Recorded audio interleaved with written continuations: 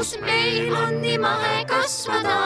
Ja mina olen seekord pildis. Viljatonn on minu kilbil. Tule meile külla.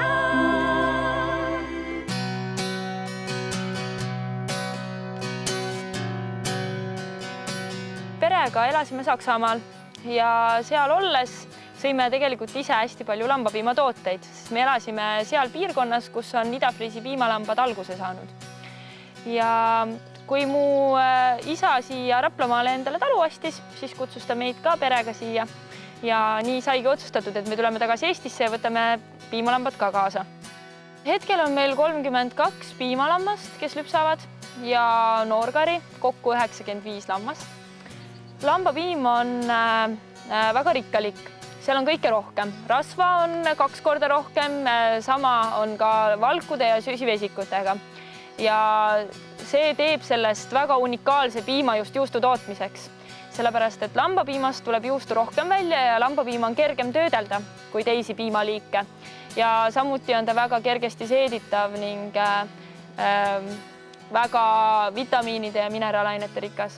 Piimast toodame me juustu ja vähesel määral ka jogurtit ning oleme ka müünud toorpiima, aga peamiselt siiski praejustu. Üldjuhul lambapiim sobib sel juhul, kui on lehmapiima talumatus, on meie kogemus näidanud ja muude riikide kogemus ka räägib sama keelt.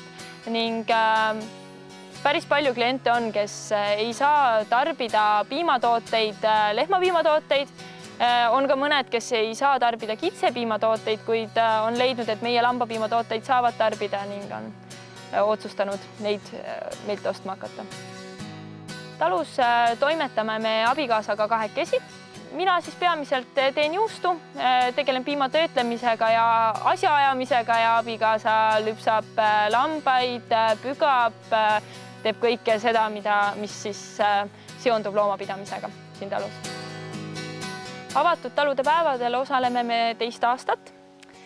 Esimene aasta läks tegelikult väga positiivselt, meil oli üle 600 külastaja ja loodame, et ka sel aastal külastab meid vähemalt sama palju inimesi. Avatud talude päeval saab meie talus vaadata loomi. Me teeme koguni 4 korda kogu talu tutvustava ekskursiooni. Näitame piimalambaid, tutvustame karjakaitse koertetööd.